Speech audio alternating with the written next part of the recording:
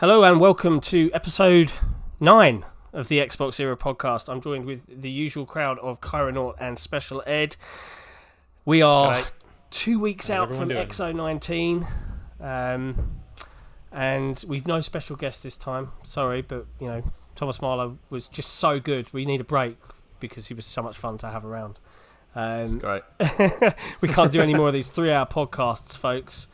So I guess what have you guys been playing of late? We'll dive right in. I'm gonna guess for Nick it's Call of Duty. Tons of Modern Warfare. Modern Warfare. That's pretty much been my game for the past week and a half. So Modern Warfare. As you know, John, opening night I had a LAN night for Modern Warfare. So I had a bunch of guys over here. My house is fully networked, so I had a bunch of guys over. We had 5 1Xs and a 1S set up. And as we know, Modern Warfare was having some issues on the 1X and consoles were crashing. Oh dear. I know during the day my console was completely shut down by the game twice. Oh my goodness. And that's my brand new console. On the day of release, there was a retailer doing a great deal on the Gears 5 1X. You didn't. So I went and bought the Gears 5 1X, and I've put Project Scorpio on eBay. And while I was playing the campaign and a bit of multiplayer during the day, my console completely shut down twice. Oh, God. Then throughout the night, we played till about 2 a.m. Almost every 1X either crashed or completely shut down except for one of them. Wow. Damn. And the 1S was fine the whole night. Oh dear. Because I've been in that situation where you've organised a LAN, and the biggest, most egregious example of that for me was the Master Chief Collection. What a disappointing that weekend that turned out to be. Yeah. I took a week off for that. Right. We had a 5-day LAN, I think. I'd paid off the wife with a spa visit or something. I was like, get out of the house. And we just ended up having to just play campaigns in groups of 4 and 2, and it was just what a disappointment. There's nothing worse than launch issues, It's well, my friend's Xbox One X did the same thing. It crashed repeatedly too. It would be he'd get into the game once, crash, restart his console, come back into the game. We invite him, he gets into the lobby, crash, does this 3 more times, and then he's like, I'm done for the night. Bye-bye. Wow. Yeah. Can't blame him. There's nothing worse. It proper can sour you on the experience. Well, it hasn't happened since then. There's been a few updates, and it hasn't happened, at least to me or any of us since then. But that wasn't the only problem we had. We had network issues too. And we had the same ones. We had a LAN night for World War II 2 years ago, and the exact same thing happened where... So we had a group of 6. 5 would get into the party, and the 6th couldn't. And the same thing happened with World War II. We had 10 of us. 9 could get into the party. The 10th person couldn't. And it only happens with COD. That's so weird. We weren't sure if it was my network. So we jumped into Master Chief Collection. Yeah, because I pinged you. I was not a problem. Why are you playing Master Chief Collection right now? That was why. We were testing out to make sure my network wasn't the problem. And it wasn't. It was COD. So so there's actually an issue that I've been experiencing on PC, and I don't know why, but throughout random at random intervals, all of a sudden the game would lock up, and my latency would spike up to almost 2 seconds, and the game would completely freeze. Yeah, and then 10 seconds later, 5 or 10 seconds later, bam, back to normal. Oh. Has that happened on console? Well, that would happen on console, and then the console would completely crash and or shut down. That's probably the difference. Yeah. Because what happened a couple times though on PC, when that happened, the game would crash and give me a DX11 error. That's odd. Saying it was running it was a dev error running in a dev environment. I'm like, what? Why is the development environment enabled on a release build? What? That's very peculiar. I have to admit, I got it on console, didn't have a problem. I experienced some weird kind of very unusual for a Call of Duty title, some weird kind of moments where it would almost be and then we just carry on. But I didn't experience any hard crashes. But majoritively, a friend and I bought it to play through the co-op stuff because that's pretty much we're always looking for that next co-op jam. And I don't know about the rest of the community, and I googled this because I'm pretty good. You can put any kind of game in my hands, and I'm okay, right? And Call of Duty I haven't played in a while because but this one looked like a genuine sort of return to sort of that 2007 Modern Warfare era, and I was like, yeah, okay, I'm in. I enjoyed those for what they were, which is in my head kind of stuff some popcorn in my face and shoot some people in the face. And the co-op, the Spec Ops, like I have not, and we've tried for hours, completed the first one, which I think is called Safeguard. And at first we were like, what is this? Like, it's not telling me what to do or where to go. Like, is it just survive? So we were like running, gunning, and like saving up the perks and using miniguns and stuff. And it doesn't matter what way we do it. We just could not progress. And I'm googling. I'm like, is this a bug? Are we meant to be doing something? Are we doing something wrong? And it was saying, oh no, the objective should always be to like push up to the next area. And we were like, there's nowhere to fucking push to. The game's not telling me where to go. And then more and more posts came out where people were saying, yeah, it's straight up broken. So I don't know if like things aren't triggering. It's not great. I've tried like, Spec Ops a couple of times. It wasn't the greatest. It's a bit meh. Nah. But we dived into a lot of multiplayer, and honestly, this is my first Call of Duty multiplayer venture since sort of the Modern Warfare 10 years ago era, and I really enjoy some of it, but I find the maps, for the most part so far, to be a bit naff. Like things, I can't remember the map name, so excuse my ignorance, but the one with the yellow bridge, and the kind of bridge. Yeah, the dishevelled sort of shanty town with a million nooks and crannies. I appreciate the older or the more recent Call of Duties kind of turns into that sort of 3-lane corridor kind of map design, straight through, up or under. But this I couldn't get into a good flow. The only map that I found you could kind of get a good flow going on, and it wasn't as crazy open, was Hackney Yard. I like Hackney Yard. Which Yard's good. Which I felt had a bit more fun on, but yeah, there was and one I don't point. mind the cave. The cave one's okay, but once you're holding B, the people inside the cave are having a really easy time because they just point at the light areas, and you're in the dark. The opposite experience a lot of the time, where Piccadilly is horrible. Piccadilly is horrible. Piccadilly is the worst map in the game. The second worst map in the game has to be Euphrates. Yep. I've only had 2 out of the maybe 20 games I played on the map. I've only had 2 games that were like completely shit. But at the same time, like there are sight lines on that map that are completely obvious they shouldn't be there. Like there's a sight line directly from the bridge to the one of the spawns. There's a sight line from the bridge to both spawns directly. So Very you stupid. a good sniper will be up there and just freaking take heads off all day, and you won't be able to do anything because there's no spawn protection. I think like a lot of the issues would be solved if there was spawn protection. Like at least like 5 seconds where you're invincible, but you can't kill anything. Yeah, they probably if they're not gonna completely redesign the maps or release a bunch of new maps, they probably need to bring in some spawn protection. I was reading apparently there were night versions of the maps with night vision and stuff. I tried night vision for the first time just now, like this afternoon. Oh, they've updated and it's it. Awesome. It's really they've good. added them in today. Because I've been working on projects all day, so I've night completed vision the mode was campaign, great. and the night vision maps, hands down, the moments where so it isn't good. standard, constantly respawning enemies until you push up.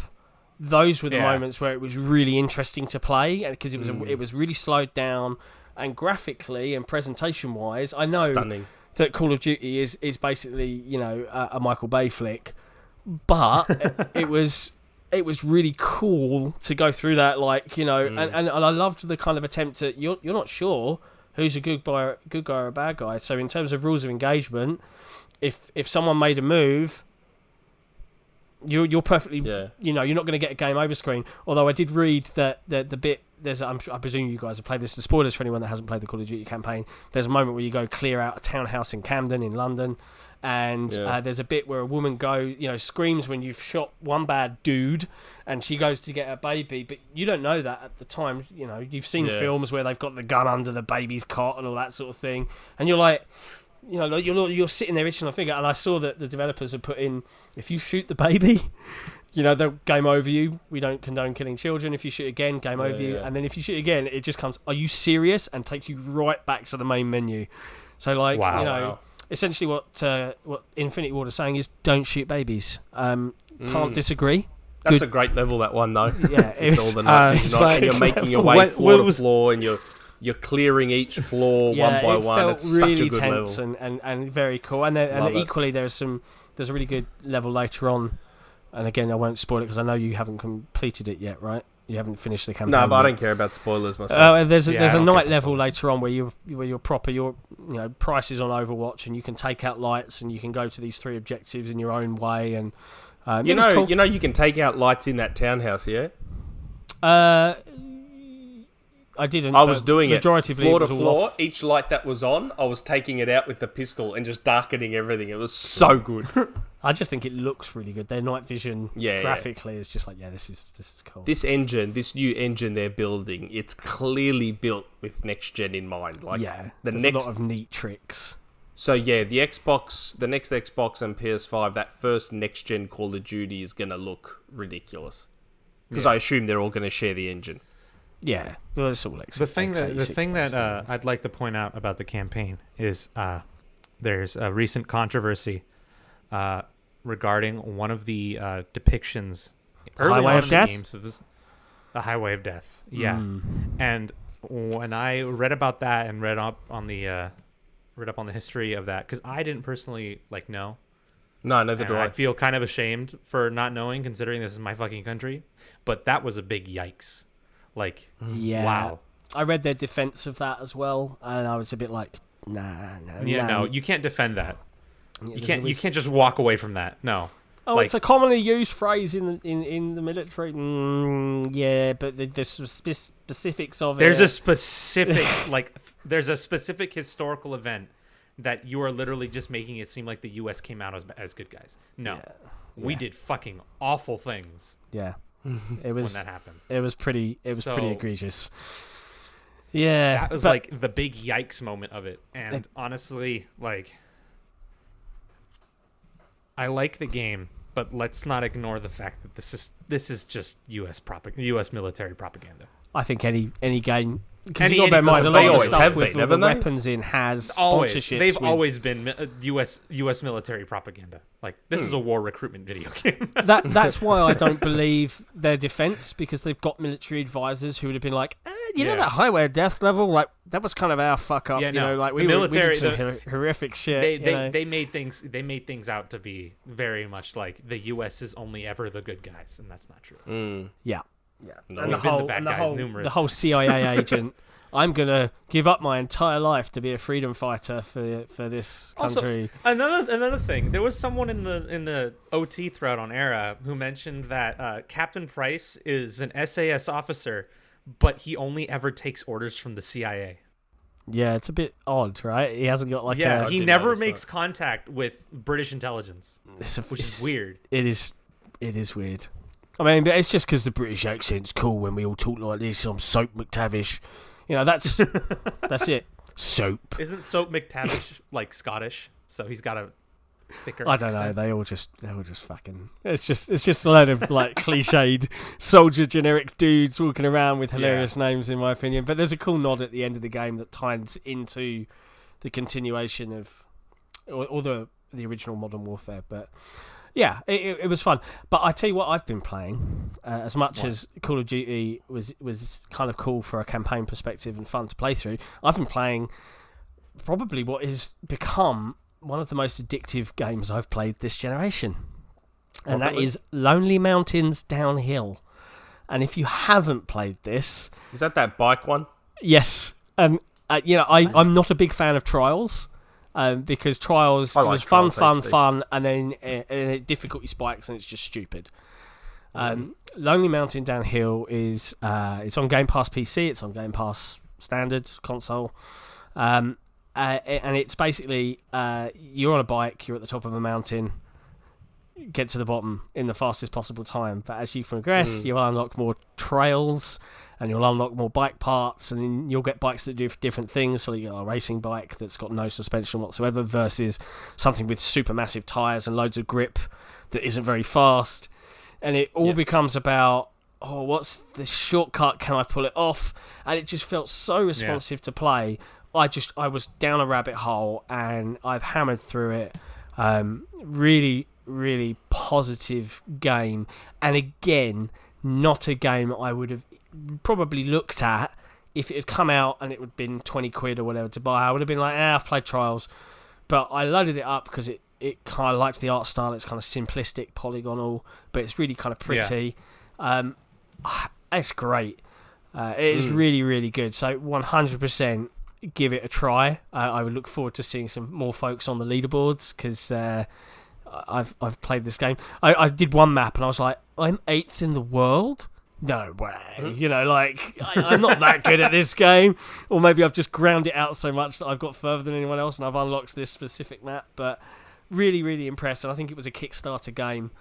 I just really enjoyed playing it. And I looked for some reviews online and only one outlet or two outlets have reviewed it at all, which is a shame. Wow. So I'll be penning a review for XboxEra anyway, and talk about it in more detail. But certainly keep an eye out for that. But yeah, if you guys get a chance, it's so much fun to play. And I posted it in my group of friends, and then people were like, "Okay, I'll check it out." And then I got a message later on with just like someone going, "Fuck," you know, like throwing their computer off the table because it is that addictive kind of thing where you know that kind of game where it's got that instant restart function. So you're playing it, like Trials. You fuck up like Trials or like Geometry Wars or whatever. You fuck up and you're like, fuck! And then you start again. And it's that kind of game where you're just constantly swearing. But I really, really enjoyed it. And I know a friend of mine, Vinny, who was a big Trials fan. I know he listens to this podcast regularly. Try it out, Vin. You'll enjoy it, I promise. I've got a question for everyone. Shoot. Who is buying the Elite version 2 tomorrow? It's not me. On a browser. I'm really tempted. It's a lot of money. I really want it though. The more reviews I've seen. I mean, don't get me wrong. I'm still absolutely devastated by the internal battery. But aside from that, looks awesome. I've heard nothing but good things about the internal battery though. Even though it's internal, I've heard that it's got an amazing charge. It quick charges because of USB-C. All the stuff that you would want from a pad. But I keep holding up this and look at the rubber on my original Elite here.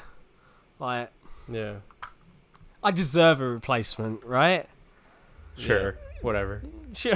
I'm going to keep my first one. Help me out here, man. Give me an excuse. No, it's $180 in US. It's probably what, 200 pounds? No, surprisingly, it's $159.99. Really? Is that all? But then in Australia it's 250 Australian. Which I think is what the first version was as well. I think the first version was maybe slightly more expensive than the US version still? Yeah. I can't do the conversion in my head. Whatever it is in US, I just take off like $20 or $30 off the US price, and that's what it is in pounds. Usually, something like that. Yeah. Until after Brexit. Controllers, I actually see you guys in the US and the UK. You get Xbox Design Labs controllers. In Australia, we have been completely abandoned, and we don't get Design Lab here. So I saw shout out to my friend Chris / Zedox in the Discord. I organised with him. My daughter and I, we sat down and she picked out all the finishes, the colours, the whatever of her controller for her 8th birthday. And I gave all those details to Chris, who then bought the controller, shipped it to me, and I just PayPal'd him the money, and it came after like a week. And yeah, she loves it. Oh. She synced it up to her iPad and started playing Minecraft with the controller. Unfortunately, Roblox was very weird. Like, Really? the right stick would work, but the left stick didn't. Some buttons worked, others didn't. That's odd. It was weird. Like, I know Roblox has MFI controller support, but that's pre-iOS 13 coming out. So I don't know if they need to do another update to Roblox to fully support a Sounds like an Xbox and or PlayStation controller. Mm. And I also bought this nice carry case for a DualShock 4 that I'm using for remote play, and I will probably use for Xcloud too, because Xcloud supports DualShock 4s. Yeah, it's interesting. Although to be fair, the DualShock 4 is a lot lighter and a little bit of a smaller profile than an Xbox pad, right? Yeah. So I guess for streaming purposes, it makes sense. The problem is Sony are dicks, and they need the DualShock 4 for remote play, but Microsoft don't give a shit, and they just want you using Xcloud. They don't seem to care whether the controller is an Xbox One or not. So I figure I may as well just use a DualShock 4 as my streaming controller for mobile. I've got into the Xcloud beta. I did a video of it on our YouTube channel. I'm not sure if you guys watched it yet or not. Looks okay. I was impressed. I got that was console streaming. Was that console streaming or was it actual Xcloud? That was actual Xcloud. So I got the beta invite whilst I was in Atlanta, and I was like, and I had my clip with me. I'd packed it because I was like, I knew it was coming out, but I'd forgotten my pad. So, and I'm sitting there, and I'd finished what I was doing for work. I had the evening to myself, and I was like, what am I going to do? I'm kind of bored. American daytime TV, by the way. I don't know how you get through it. There's some weird shit going on there. Like honestly, that's how I get through it. Honestly, like any Americans listening, right? I was sitting there as a Brit, and I had the hotel TV on, and the amount of medication advertisements for, frankly, medicines that you would never see advertised over here, because obviously the NHS just gives them to us for free, was a bit like mind-blowing to me. It was like, that's right. Have you got this really rare form of cancer? Try blaplaxtaflin, and it would go through like, and you'd have these pictures of these people living their lives to the fullest, whilst the voice over the top was going, may cause vomiting, diarrhea, hair loss, blah, blah, blah. I'm like, what, there's a cancer medication advert? Like, this is a normal thing? Like, what the fuck? It was really weird to me. But I went to Target and I bought this because it was the sexiest looking pad available. They're so nice. I got one of those for my little cousin. They're great. I'm a big fan of lime green, as you can tell. And, I sat in my hotel room on hotel Wi-Fi, played through a bunch of Halo 5, played a bit of Sea of Thieves. I'm not going to sit here and tell everyone it was perfect. You can feel it, but 100% your body or your mind acclimatizes to the delay and just compensates naturally. And it was all right. For the fact that this is coming and the fact that this is going to become more prevalent, and for games, that I enjoy, it's great that I can just, I'm not doing anything this lunchtime, or I'm on a train and I've got 5G. I'm just going to play my game for an hour. I really enjoyed it. Yeah, it'd be interesting to see what happens. I want to try home streaming, but I understand that that's only for people on a particular ring. Okay. Within, they've got the beta dashboard, because I tried to unlock it in the app and it was like, you've not had this switched on yet, Sikamikanico, you can't play it. I was like, that's what I'm looking forward to the most, the home streaming. My library, yeah, absolutely. That's right. Like, I just want to play. Like, I actually legitimately like remote play on PlayStation 4, and now that I've got decent internet, it supports 1080-60 for remote play. Problem is, once again, Sony are dicks. And remote play only works on Wi-Fi. They don't support 4G/5G. Where home streaming on Xbox will support 4G. Everything, yeah. So I'm very much looking forward to that, because I was at a friend's house on Wi-Fi, and I turned on my PS4 at his house, and I actually started playing Street Fighter 5, and it was surprisingly playable. Yeah. It was pretty good. Technology is impressive. I mean, I actually tested, like, what happens if I turn my Wi-Fi off? And FYI, when you get the when you get access to the Xcloud app and you're allowed to do it, that you have to go in and turn on allow mobile data to actually use the 5G, 4G, whatever. But I tested how the system would recover, and what was interesting is it goes up, and then it stops everything, and it spins, and then it just reconnects. And what's even more interesting is before I did the YouTube video, I quickly tested that it was working, and I was like, cool. And when I was recording and I went to go back in, it still had my session, my exact session where I was at, in terms of I was already in the game, playing through a level on Halo 5, and it just like kind of like disconnected. Suspend resume. So clearly, it thinks about the way they've designed it. It is very much that it's just standard console hardware sitting in server racks, because it was like the game was paused or my controller was just unplugged, and it kept the instance live for me for a certain period of time. Yeah. I thought that was nifty, because if you think about it in its application process, if you're on a train and you might need to like quit out or turn off, but you might reconnect within 10 minutes when you're on the next stage of your journey or whatever, it'll actually give you a little bit of a buffer to be straight back in that same server, that same instance. So interesting times ahead, and I wonder when it's going to roll out. While we're talking about this, I want to mention this for the 2 or 3 people from Australia that may listen to this podcast. Xbox All Access just released in Australia, which I didn't think we were going to get that. But Microsoft partnered with Telstra, who is our number one telco company. And so, you if you're with Telstra on a postpaid plan, so like an actual contract, you can just literally add an Xbox One S or an Xbox One X to your bill every month, and you get Game Pass Ultimate with it for 2 years. So you're just paying it off like a phone. And it only works out to be about $40-50 more expensive than doing that stuff individually. Yeah. Which I reckon is fairly reasonable. But that's not the good part. Now, I don't know, I can't remember where this leaked or if it's leaked or whatever, but I believe that Microsoft will be partnering with Telstra, at least this is in Australia. Whether they do this in the US or UK, I don't know. But I believe they're going to be partnering with Telstra in Australia for Xcloud streaming to be data-free. So you'll be able to just stream Xcloud. And given how Telstra's mobile network is one of the best in the world, so having unlimited Xcloud streaming would be amazing here.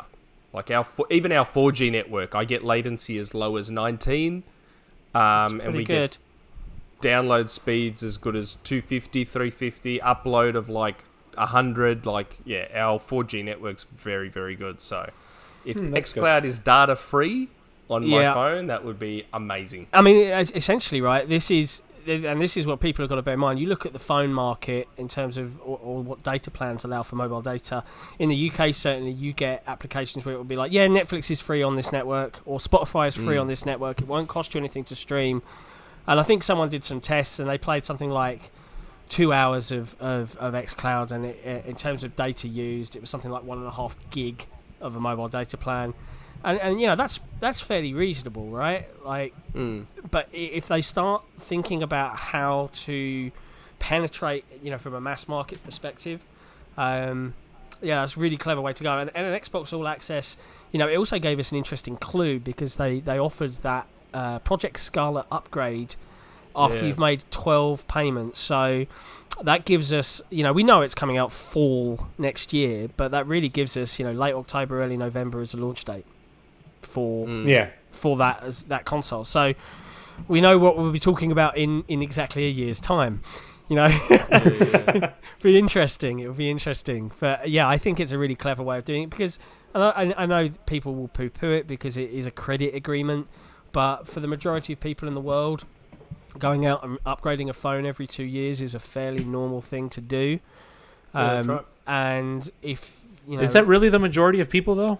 Certainly, amongst anecdotally amongst my age group. Here it is. In Australia, it is. I think it's been normalised to a degree, and that's how the phone makers. I think it's certainly slowed down, and I think mobile phone makers have realised that, because phones have become fairly cheap to produce, and they all pretty much just turn into a big rectangle of technology.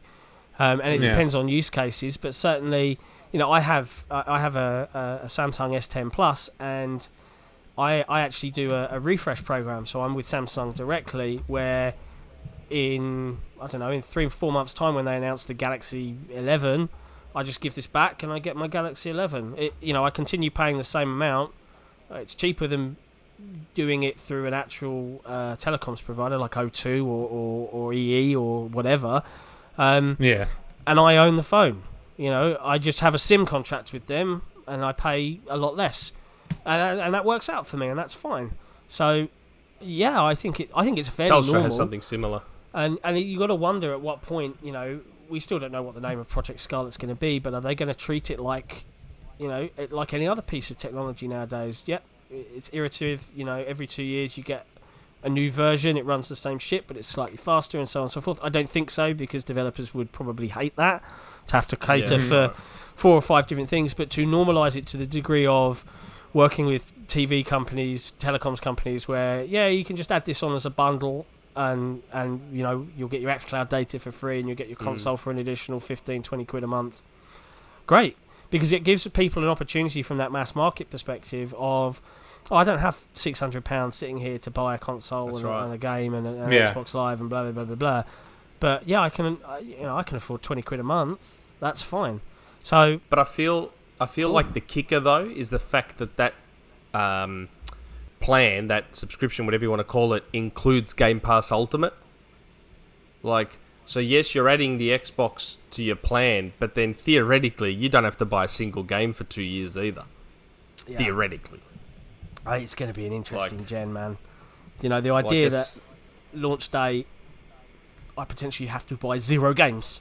I could just walk home and possibly have them pre-installed on another hard drive and just swap them into the new SSD variant, whatever it is, if it's an NVMe drive or whatever, and internal data transfer faster than it could do downloading it directly. Yeah. And then bosh, I can just play.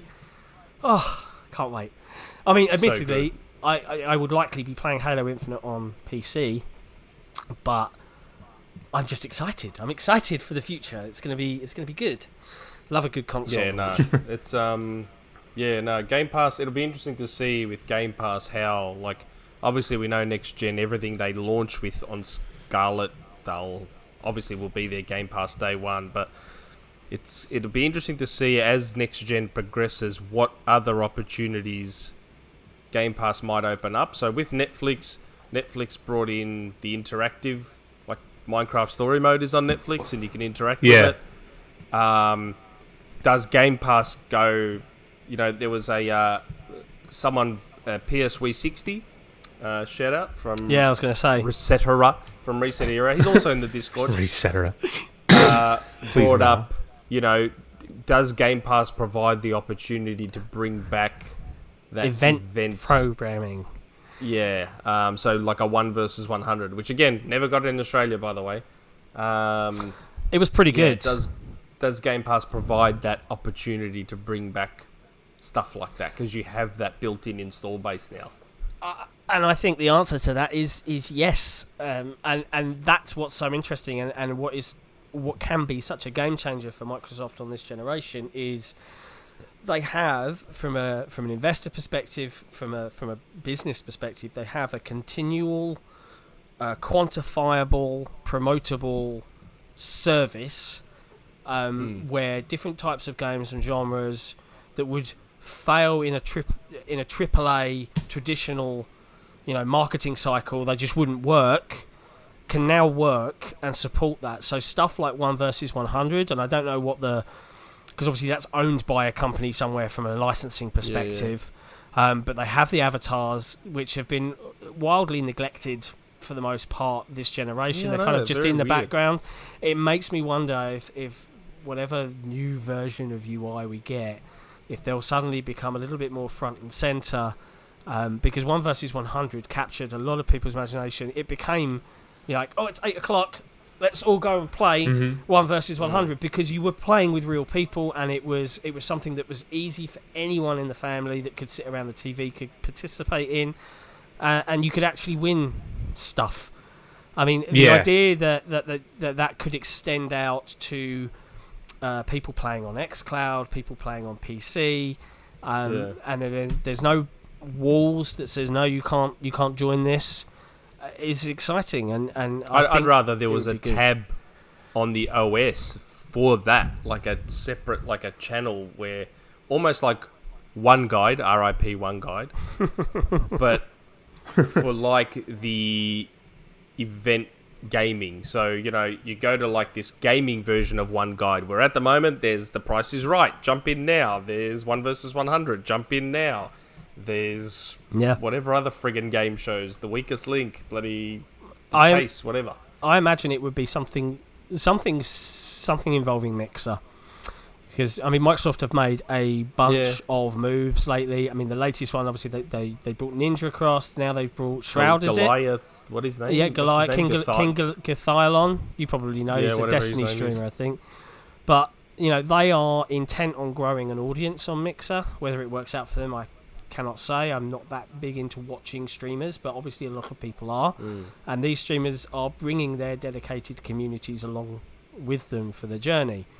And if they get to a point where there is content that's almost in a televised style that's supported by the server hardware and by Xcloud and things like that, where anyone can participate and watch, and Mixer already has at the moment like a remote play feature where you can take over the stream for a little while and play. That technology is probably going to be brought into it in some way. And just that interactivity, like the polls and quizzes and stuff like that. Speaking of posts on Reset Era, so I threw a shout out into the Xbox OT if people wanted us to cover a couple of things, and obviously we had PS360 with you know what our thoughts were on whether we would see the return of interactive events on that. We also had in Amber Clad on the forum, and I think we've covered this in Amber, so you know, excuses if we don't dive in, but he just put Game Pass, the greatest thing ever, or sign of the end of times. Greatest thing ever is, I think, the general mantra. I think it's probably one of the best products out of this generation that's not a game. I was about to say, to me, it's still the best thing that isn't an actual game to come out of this gen. It's the greatest thing. It's completely changed how I buy games, I basically pretty much almost don't buy games anymore. Like, I look at, you know, Doom Eternal is a game I eventually want to play. I love 2016, but let's be honest, that is going to be on Game Pass next year. At some point next year, Doom Eternal will be on Game Pass. They have a really great relationship with Bethesda anyway, right? I can wait it out. Yeah, same. Okay. I don't need to buy that. And I have stopped. Call of Duty was the first game I've bought on the Xbox in probably 18 months or more. Yep. Because I think it's the first game I bought this year on Xbox. I have to admit, Call though, of Duty. I am now slightly tempted by Star Wars Fallen Order. Fallen Order looks pretty great. I've been looking at trailers for that. I trust Respawn. I adore Respawn, but I trust them. I don't know. I just think it's going to be you know, if you want to get your Star Wars nerdiness on, it looks like probably the best single player game we've had in decades. That's Star Wars. For Star Wars, yeah. Yeah. Hold on a second. What? Did I just? Force Unleashed exists. Yeah. And I think it might be Force Unleashed was campy ham. They were good games. They were good games. Fun. The Force Unleashed 1 and 2 were both fun, good games. but they weren't like, I don't know. I love them. They were both. kind of dumb. They were really like dumb fun. I think. I think I'm looking for, you know, something similar to that was I could just be like, yeah, this is Star Wars and I'm enjoying it, but it looks like it's actually taking itself seriously as a game as opposed to, you know, button mashing and over the topness. I don't know. I'll find out. I'll see what the reviews say and see what the general consensus is. But I'm not adverse to dropping some money on it just to play it this Christmas. It's all good. Again, not in a rush. EA games and Respawn games in particular go on discount very quickly. Yeah. And they go on heavy discount. Like Titanfall 1, Titanfall 2 both got incredibly cheap incredibly quickly. Yeah. So, and obviously if you're a single player only game. And if you're a subscriber to EA Access or not. their Premier membership is on PC. You'll get access to the game there, included into your membership anyway. But I mean, it's a single player game anyway, so there's no multiplayer install base you got to be there for. So there's no rush. You can wait. Yes, fair I'll wait it comment. And the last questions from the community we had was from a user called Skedaddle, who complimented us on the podcast, which is always nice to read. A couple of interesting things that he shouted. There are rumours Xbox Lockhart is still happening. Not that I've heard. I don't believe it will. I certainly think Lockhart was on the board, and it was probably Microsoft looking at that bigger market as a cheaper entry. Just like you'd have your iPhone, I don't know, from an iPhone perspective, whatever the cheap version is, versus the fancy pants, here's $2,000 please version.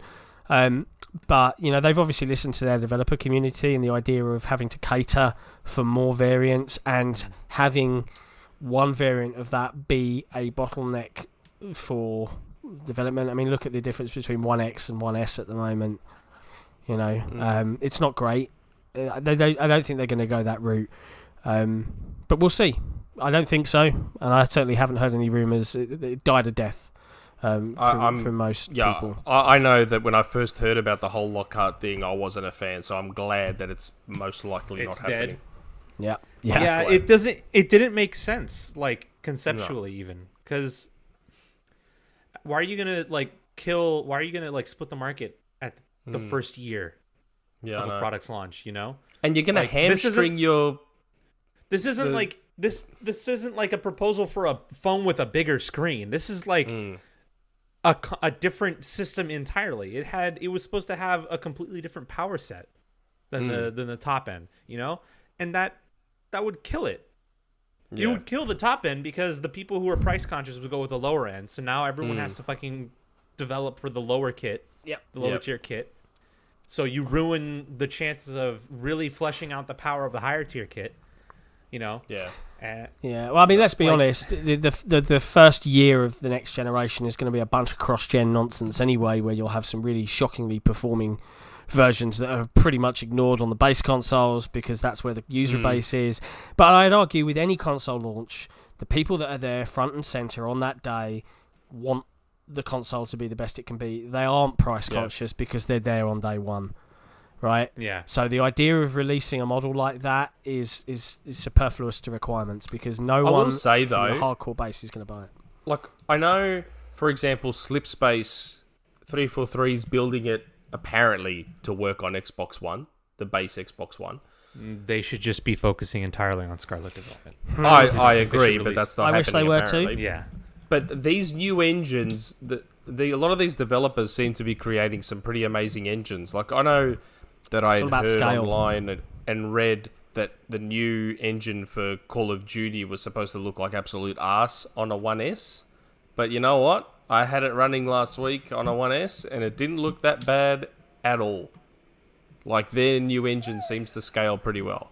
I mean, now that I've experienced the PC version, it kind of looks like shit. But, I mean, you know. Yeah, but... You know, I nearly bought the PC version because I read it supported super ultra-wide, and honestly, once I've got to that level of having a game take advantage of 32:9, it's really hard to kind of limit myself to a 16:9 screen. It just feels so much cooler to play. Yeah. But, yeah, I mean, I've got it installed in my 1S, and aside from it being much murkier, you know, the gameplay remains the same. To Nick's point about scalable engines and stuff like that, it's a nice thing to have, and it's something great that we're finally getting in terms of being able to see developers support multiple pieces of hardware without too much like retooling, you know. And it's been a long time coming to get to that point. I just think like I wouldn't say it's a waste. I feel like trying to test the limits of how low we can go isn't really like a benefit to anyone when all you're doing Switch is kind of doing that anyway, though. Yeah, but the Switch is a unique thing where you can go as low, you can do the whole how low can you go thing and you'll still make money off of it. But let's scale down Modern Warfare for I don't know, a phone from 2016, you wouldn't be able to do it. And Yeah. I don't think you should try. Like, not that anyone's doing that or has seriously considered that. Well, Blizzard are.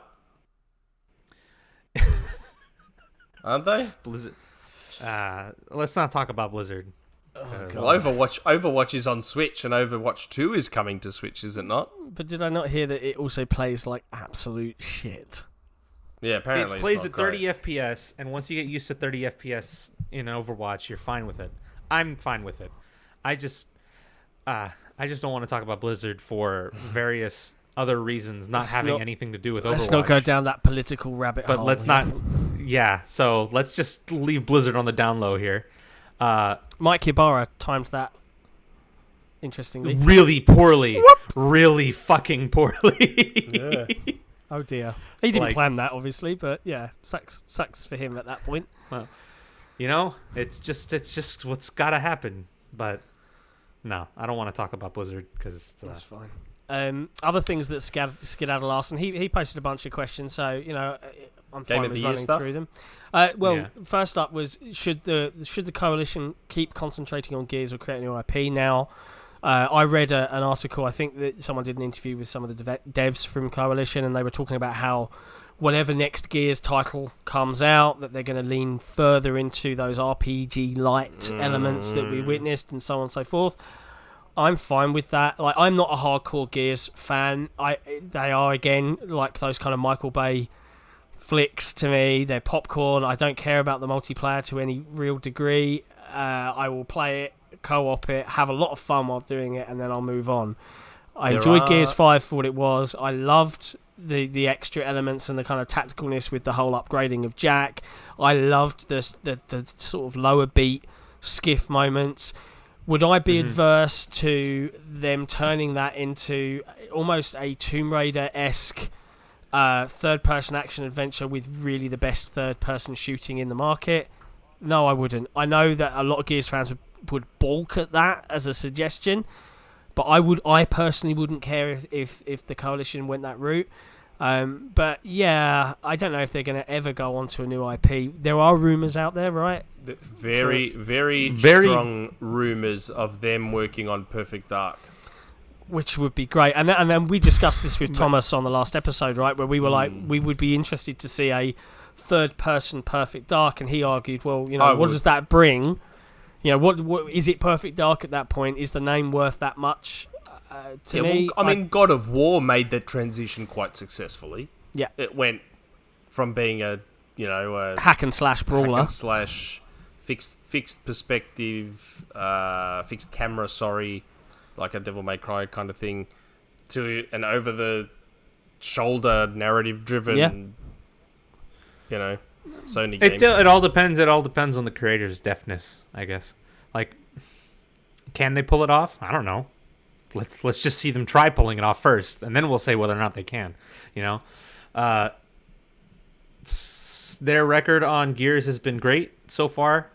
Yeah, Gears 5 is everything Gears 4 should have been, and arguably probably one of the more feature-packed games. One of the feature-packed games that released this entire generation. But to the question of whether or not they should start focusing on new IPs or stick with Gears, Coalition should do whatever the fuck Coalition wants to do.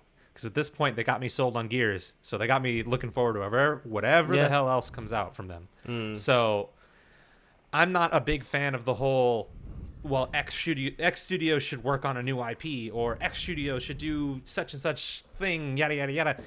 I'd rather just hear them say them do whatever the fuck they want to do. Because when they're doing whatever they want to do, then sky's the limit. Yeah. It could be anything, Yeah. And as long as it's good, then who cares? Exactly. And there's so much content now, and I think people really need to get out of this mindset.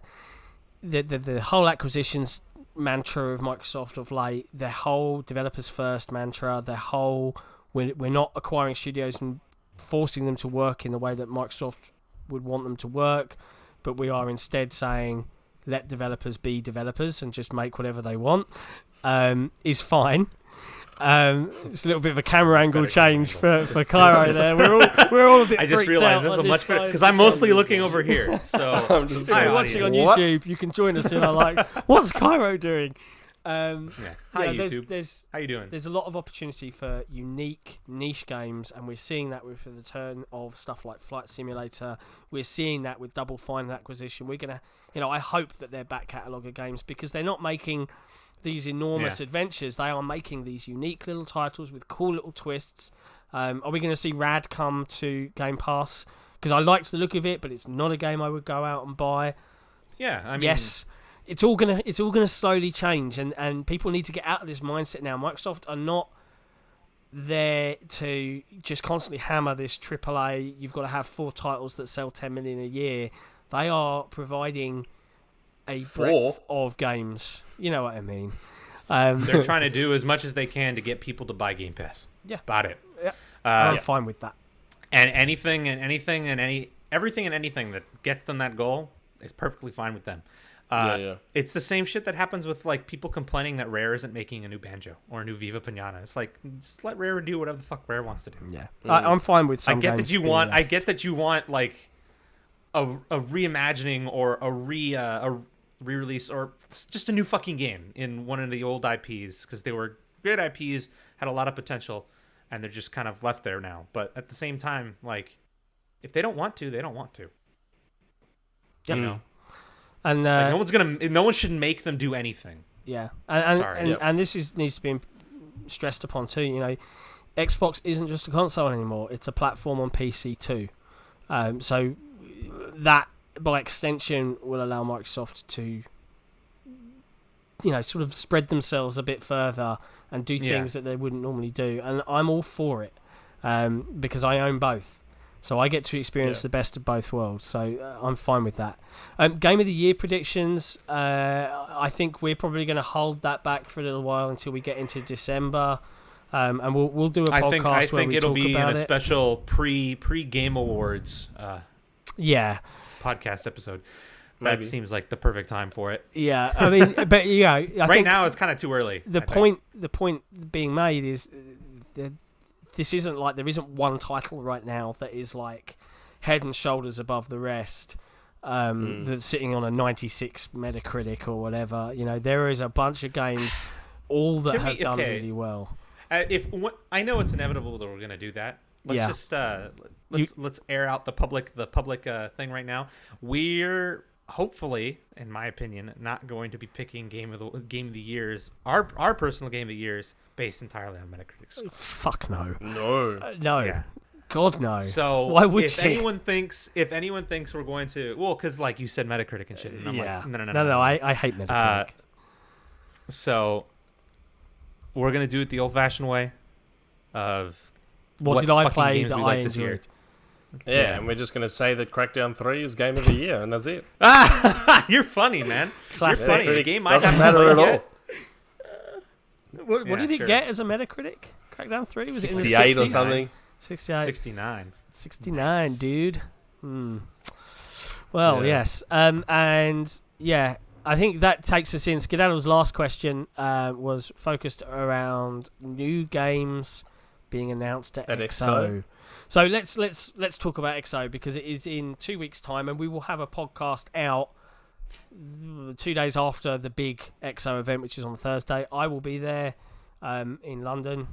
Looking forward to seeing what everybody's favourite drunken squirrel actually looks like face to face. And if anyone listening to the podcast is going, I will be the only dude wearing an XboxEra t-shirt because as far as I know, I own the only t-shirt in existence. So I will be easily identifiable.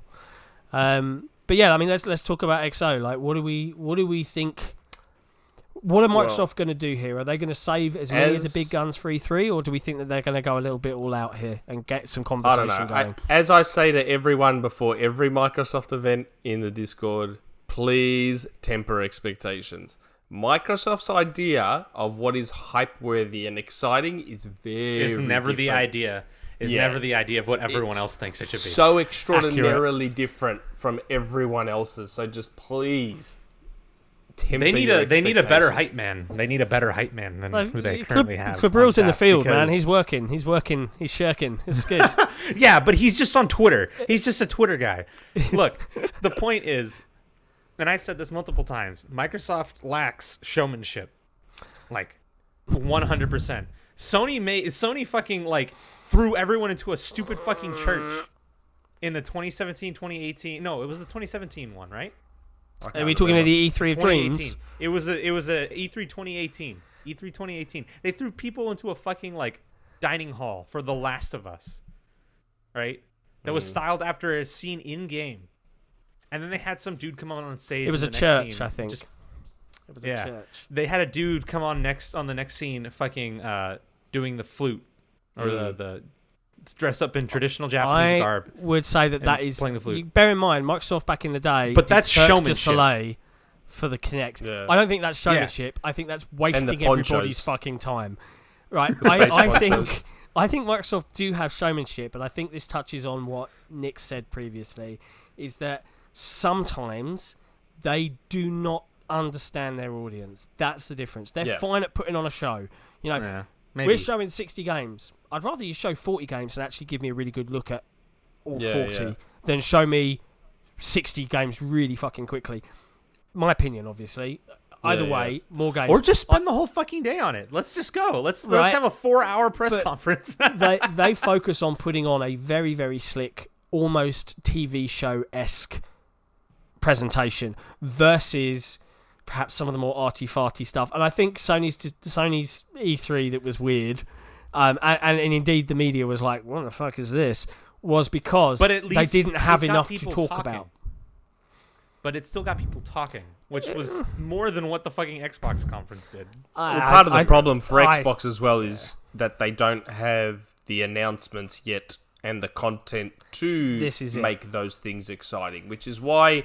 But it still comes back to the fact that they need to be smarter. So Inside Xbox is 99 times out of 100 terrible. Most of us in the Discord have always said all along, with Inside Xbox, fill it with the stuff people care about. You know what people care about. So, all they had to do with Inside Xbox, for example, was save all your backwards compatibility announcements, save all your Game Pass announcements, all your Xbox One X enhancements, any bundles that are coming out, like save all that stuff that everyone actually does give a rat's about and use like the best Inside Xbox was the one with all the OG games, that big bunch of OG Xbox games they had. Like that's what we cared about, and yet nope, they refused to do it. Yeah, they don't get it. Yeah, and this it's a difficult one because I certainly don't intend to come across, in any form trying to personally attack anyone that works on a show like that, because I can only imagine the complexity and how difficult it is to pull it off. It's live, it's not easy, but does it need to be live? It doesn't need to be live, right? And you can still have all of those bits, but sometimes, it just feels a bit weird. I don't mind it when they really lean into the kind of the hilarity of it, like they did. Do you remember when I think it was last Black Friday, Larry Herb had that hilarious White Gloves advert? It was like save, and it was like almost like a used car salesman. I remember that. That was funny, great. And that I'm fine with that because that was genuinely amusing.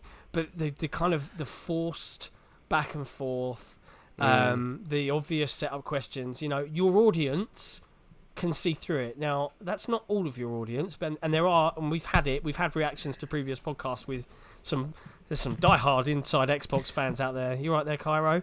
His camera's going all over the place. You know what? Put it back where it was. Back to the status quo. We've had some hardcore Inside Xbox fans saying, "Oh no, I like Inside Xbox. I think it's a really good watch," and I'm not disparaging that you get something out of it. But they are treating it like a TV show of entertainment, and that's really not what its primary purpose is. Its primary purpose is, here's what's going on with Xbox this month or this quarter, here's the new games, here's some interviews with developers. All of that stuff is fine, but you've got to have some big guns there. Like, if they have, and I think this speaks to that content pipeline, we are now at the stage where they're going to start having that. And if you can get to the point where they are just blatantly teasing things, and they can just drop an announcement and be like, yeah, like that's how much content we've got. We can just drop this in an XO or an Inside Xbox episode because we can. Wonderful. But at the moment, it feels like they don't understand their audience enough to. Well, because their audience only seems to want like bombshell announcements and acquisitions. Right. So at the same time, it goes back to Nick's point. They don't have enough to show all that. They're not acquiring studios every fucking day. They've dug themselves a bit of a hole there. They're not acquisitions. Oh shit, we're gonna have to keep buying companies every E3. Speaking of which, there may be a rumor for XO as a studio acquisition. Yes. Which is ready at dawn, maybe. Which I'm all for. I am all for. I know a lot of people like the Order 1866 is probably from a console perspective, and I've spoken about it. It's one of the worst exclusives made this generation. Looks great. It looks great. It just needed better gameplay, right? But the last game I played by them was Lone Echo. The gameplay was fine. The actual gunplay and gameplay was fine. The game's issue was it didn't let you play the game enough because it was too busy trying to make you watch a movie. And people seem to focus on the terrible Lycan fights, which were only represented a tiny fraction of the game. The game was actually pretty good. The story was shit. And the way it was presented was like B-tier Hollywood. The thing is, like, you go into a game like that. Brad has said in interviews before, like before the game even launched, where they wanted to focus on the cinematic quality of the game and tell an epic storyline. And then the game comes out and it's a wet fart. So, look, I get the whole, I want to tell an epic storyline in a video game. We've had that tons of times. And it's worked a lot. Fucking Uncharted 2 was probably like one of the best examples of that, you know? But at the same time, if that's all you fucking focus on, then don't be surprised when people shit on you when the thing you're focusing on sucks. Yeah, if you're gonna sell everybody on we've got a really amazing mature narrative, it better be a really good narrative. Otherwise, you've screwed yourself. One of my favorite reviews for that. One of my favorite fucking reviews of the game is like, okay, it's been years now since the game came out, so I'm just gonna fucking spoil the ending. The fucking, yeah, that's it. You like that train? It's like right next to my house. So, anyway, the ending of the game has the protagonist standing over someone. I think one of the enemies of the game, one of the main antagonists of the game, and he has the gun trained on him, right? And you just fucking hear you just see a gunshot fade to black, like the most cliche fucking Hollywood set piece I've ever fucking seen, and none of it was earned. It's just a gunshot fade to black. That's it. This is just dumb. Like the entire setup to that point made no fucking sense. Didn't let anyone give a shit about it.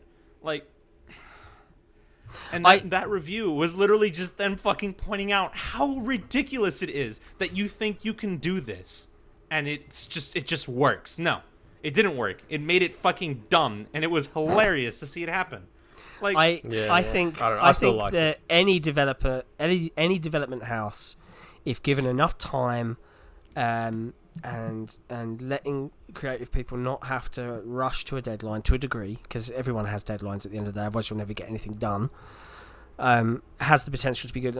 And I've played the last Ready at Dawn game I played was Lone Echo. I've talked about it on the podcast previously, so I won't go through it all again.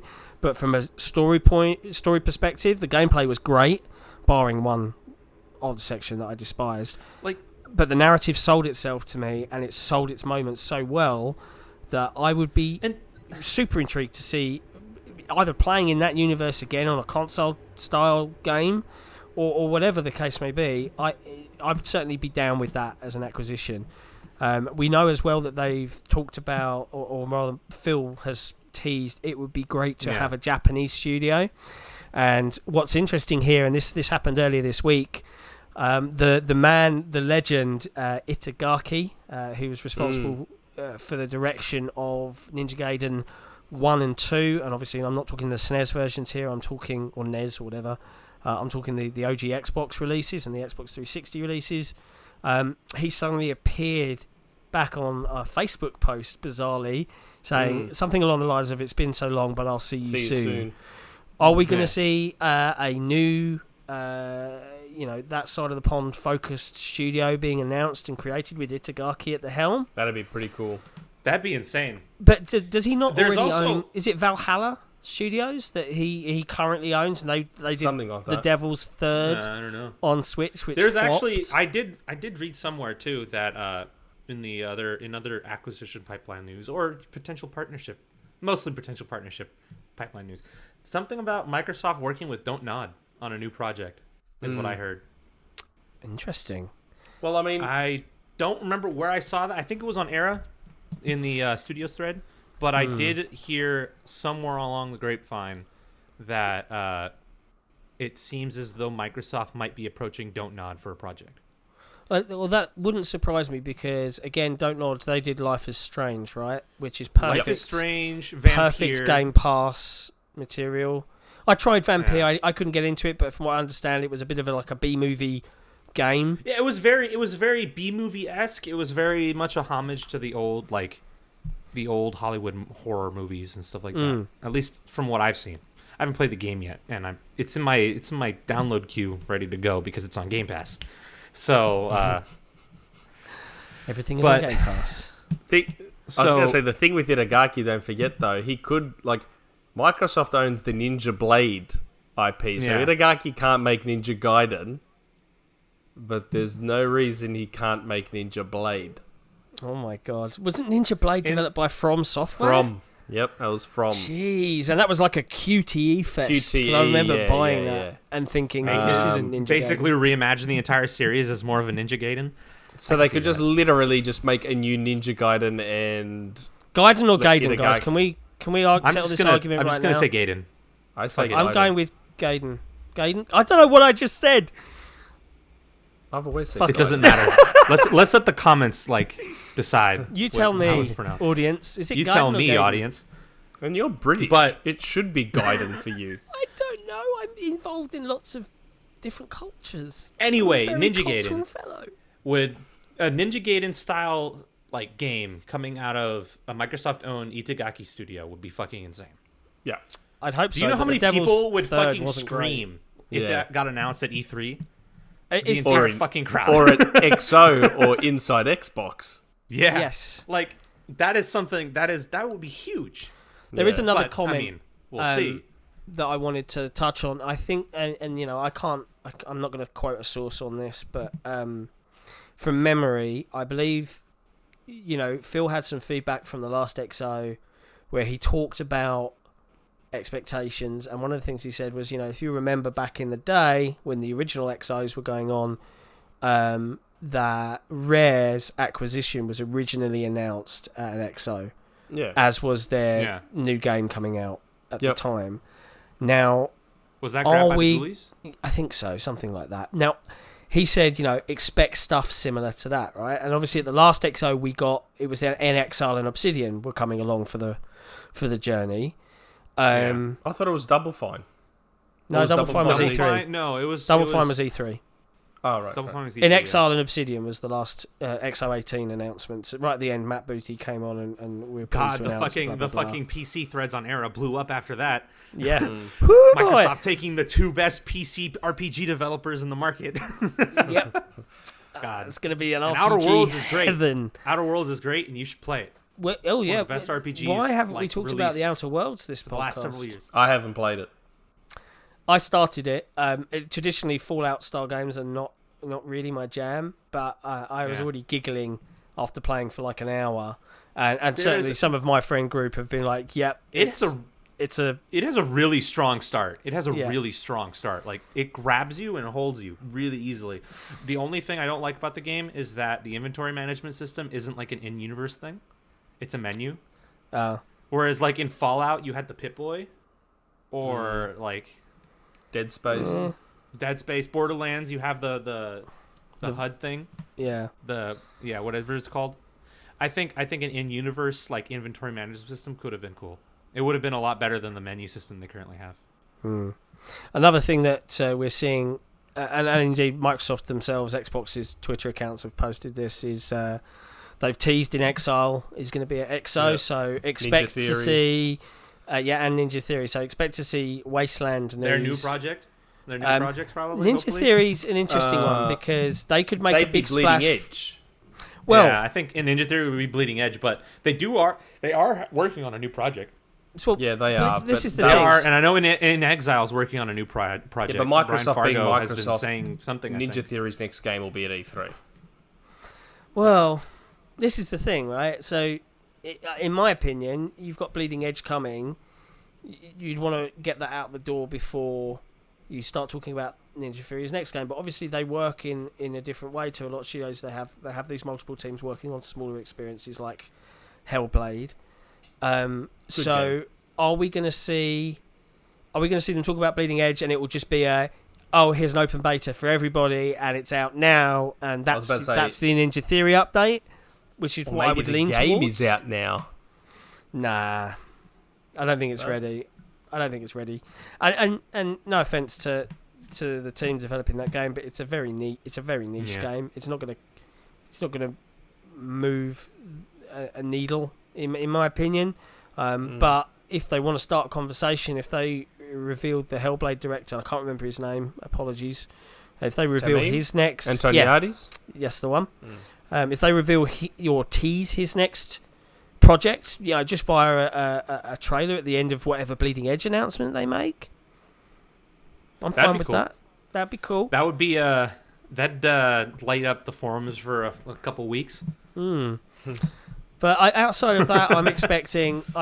Do we expect Project Scarlet news or tease? Because traditionally, console release we have March, console reveal, full release, and E3 is focused on the March. March would be the reveal. E3 would be the blowout, and the full release would be in the fall. That's how it happened last generation, and I think they need something. And the generation before that. I think they need something. I think they're probably going to... Because they've been announcing shit earlier. Like, even Sony's announcing details earlier now. And that's what I mean. And that's why they need something. Yeah. I don't think they should announce specs. Not yet. They've already... they've not given you specs, the amount but they've of already information announced about specs, stuff. They've announced stuff. That's all they need. They've said targets. The Sony is the one that's been revealing their hand more and more, So it makes more sense from a strategic standpoint. If your console is better... hold off details until the last minute, right? Hold it off till E3. When E3 comes out, you reveal all the specs lists and the pricing in line with your competitors. If imagine both of them launch same price, $400, but Microsoft announces their specs at E3, and they just blow the PS5 out of the water. At that point, you're gonna create more noise. In the hype sphere, I think maybe give it a name, give it its name, and give it its name. I don't know. Give it its name, and I think this is my personal prediction, and I think it's out there a little bit. But they talked a lot since they revealed Halo Infinite that they would be doing the same flighting mechanic in order to hone the game. And if we think back to Halo 5, they released the multiplayer beta nearly a full year before the game came out. Halo if they Infinite really want to make some Xbox noise, ignore the single player component, talk about, do a little mini vidoc like Bungie used to do, and like the Sprint series that 343 did, where they talk about the multiplayer, what the objective is.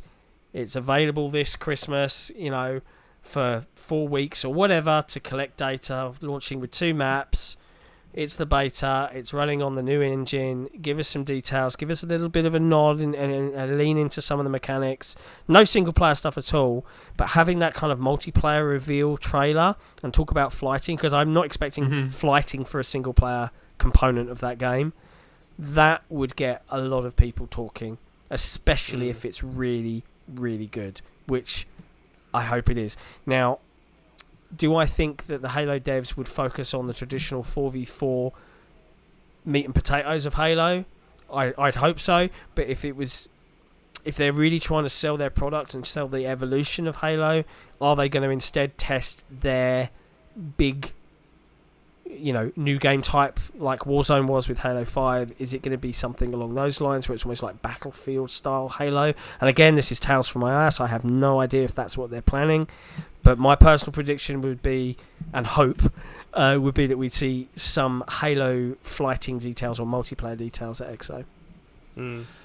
I hope Warzone either doesn't come back or gets such a significant refresh that it fixes all my lingering issues with that game mode, because it's Warzone, Warzone is just too turn it easy to into be Battle one-sided. Royale. Just turn it into Battle Royale with ODSTs. Do you know I what? want Battle Royale. I wouldn't mind I Battle do. Royale. I would love to see, and I've said this before, I'd love Microsoft to say, DICE, forget Battlefield 6.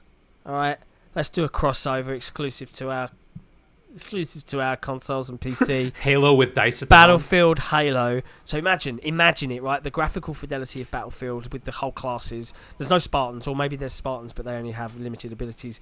But you can pick between the classes of all the Covenant races. You've got Covenant cruisers coming in, fucking glassing buildings and shit's melting and plasma melting body parts off. Be fucking glorious, man. Think about the carnage, but it'll never happen. Sadly. No, it won't. Yeah. But yeah, we'll see. I mean, do you guys have any interesting predictions or thoughts on what XO is going to bring beyond what we've discussed here? Anything that you kind of hope happens? I hope a lot of things, but again, I hope it's good. I That's don't about it. expect much. Like I said, I've learned not to expect much from Microsoft when it comes to this sort of stuff. If they announce another studio, cool. If it's rad, great. I like. Do you Ready think at they'll Dawn. announce more than one? Sorry? They'll announce CD Projekt Red. That would certainly destroy Reset Era. Do you think it's just going to be one acquisition though, or do you think there'll be multiple? It'll think just be one? one or none. One or none? More likely none. Yeah. Let's be real here. It'll be, if there is one, it'll be the one. Just like at E3. They may give the Age of Empires studio its name. Yeah, we are going to see some Age of Empires 4 stuff. Just call it Decisive Games. They already own the label from having built that studio and then shut it down. Yeah, I think That makes sense.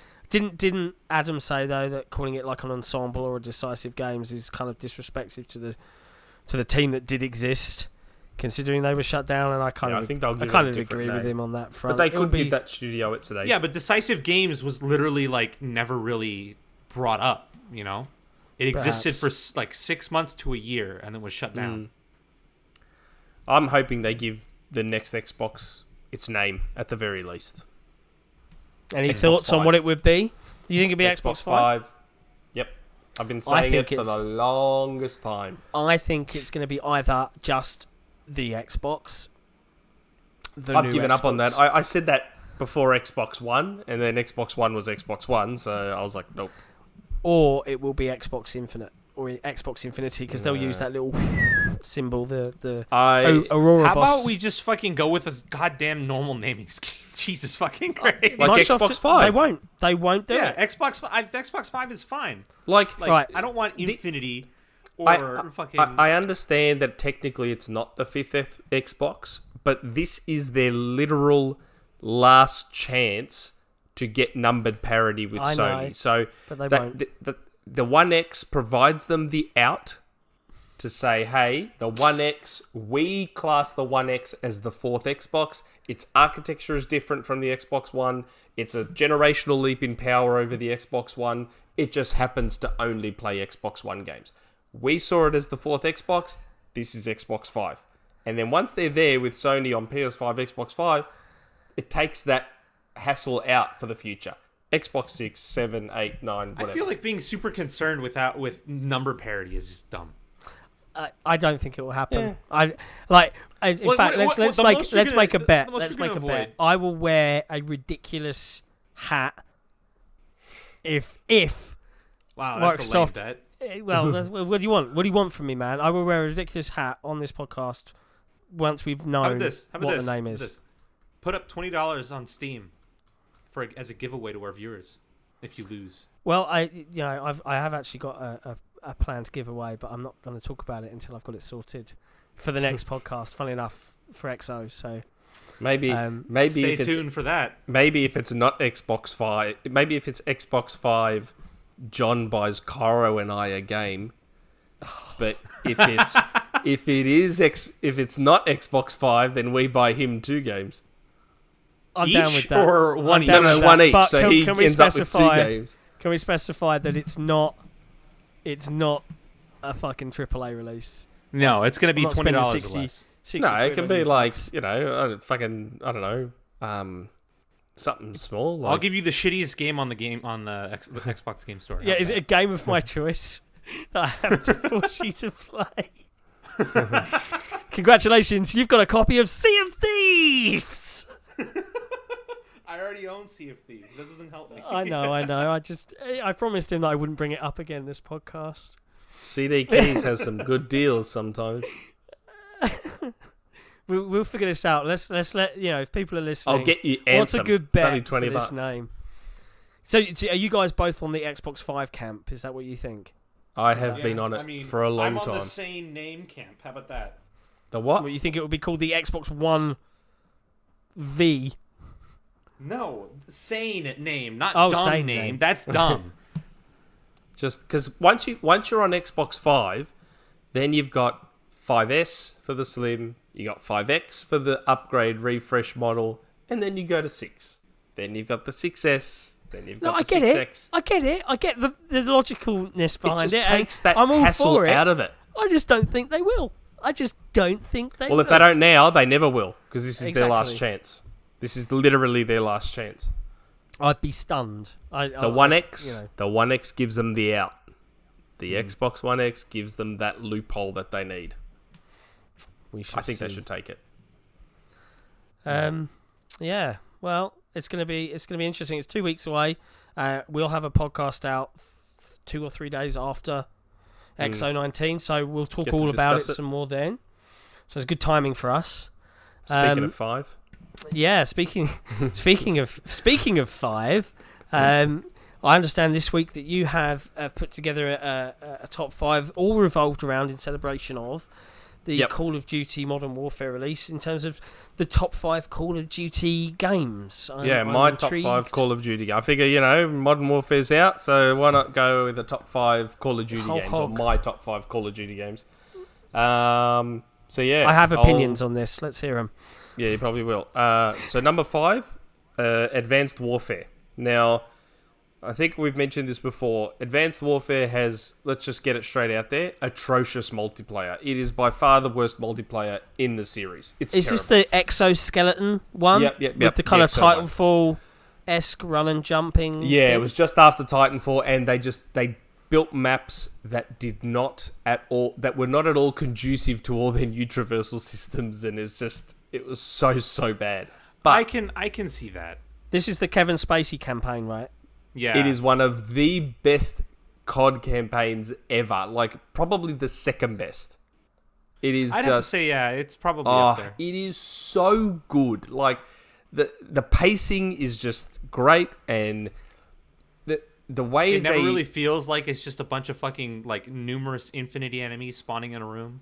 Yeah, and the way they built the levels and the campaign missions, they encourage you to use all the new systems and the new traversal systems, but it's not forced, it's not contrived. It's just it's so good, and the stealth missions are good, and it really strikes a nice balance between giving you a slow stealth mission and then a really bombastic, crazy, action-packed mission. And it is seriously, if you haven't played it, it is one of the best COD campaigns there is. It's interesting. Unreal. I was going to get up and have a look. I bought a copy of, and I'm pretty sure it was one of the last physical games I bought, and it was probably 2 or 3 years ago, and I think it is Advanced Warfare, and what's the space one with Kit Harington? Infinite Warfare. I think it was both of those games in one package, like a dual disc thing. Did they do that? I don't think they ever did that. I need to investigate. They did. Thank God I've got some Warfare pants with Modern on. Warfare Remastered. That was how they did it.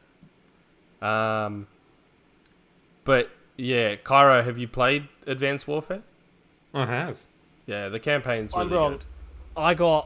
Yeah, it was I with got Modern that. Warfare Remastered. Yeah, that one. Yeah, I'm wrong. I'm wrong. So I haven't played Advanced Warfare. No, you should play it. It is again, don't touch the multiplayer.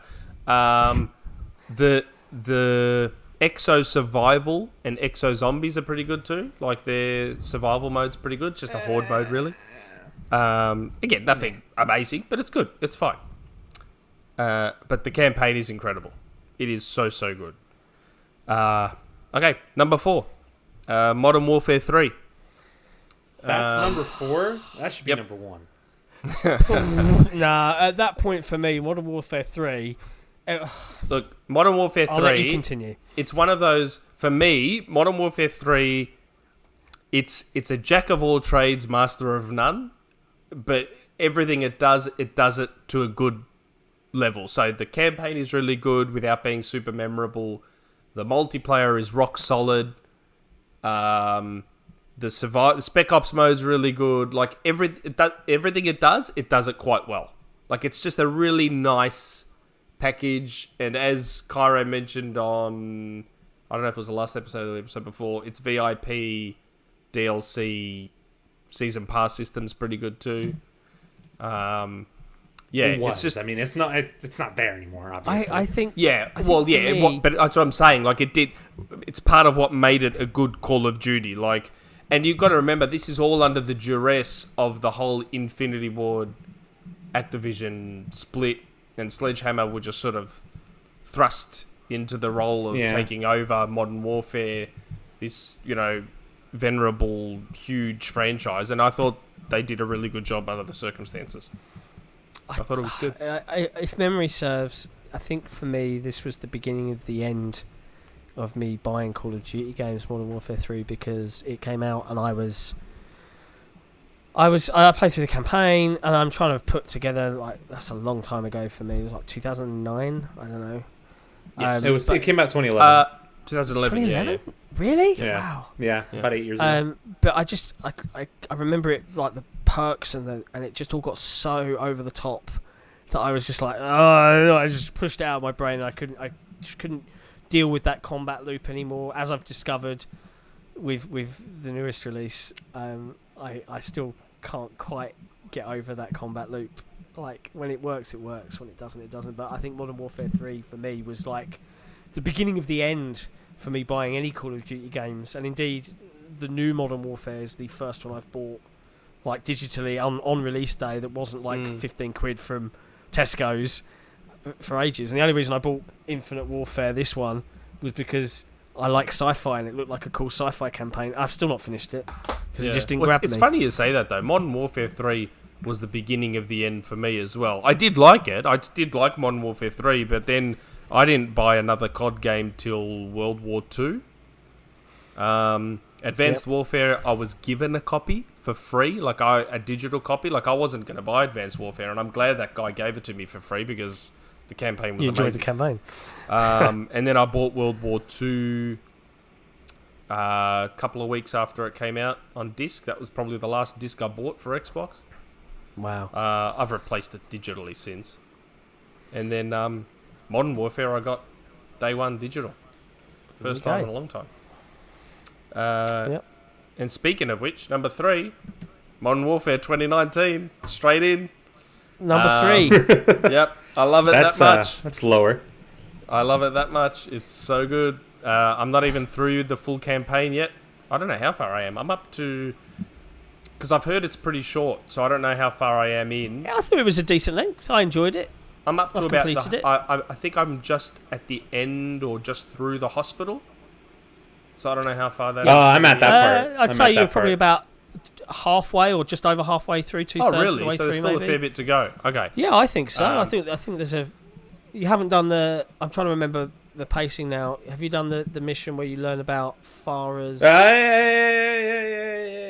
I haven't been paying attention to the story, so don't ask me about story stuff. Tell me levels. Don't tell spoil me it. stages. I haven't finished it. The thing is, if I tell you the level, it is a spoiler. So that's why I said Farah's backstory.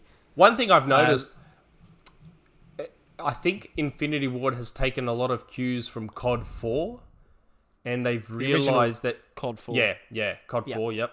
And they've realised that people like the slower-paced stealth missions because there seems to be a lot more slower-paced missions in Modern Warfare 2019. There is. I love those. I think they're great. They're where the game really excels. Yeah, and admittedly, there's a lot of magic tricks, from a design perspective, that really funnel you in a direction. Oh yeah, and which is why it can look so good. Yeah. But the atmosphere and the night vision and the night vision's incredible. That level, Brilliant. for those who haven't played it, there's a level you reach where you've got to literally clear out a build, like an apartment building, it's and a it's Camden all at townhouse night. in London. Everyone's got night vision on. You can take out the lights, which all realistically light everything, and you take them out, everything goes black, and you just got to clear out room by room by room. It's so good. It's very, very cool. And the multiplayer, it's so slow paced.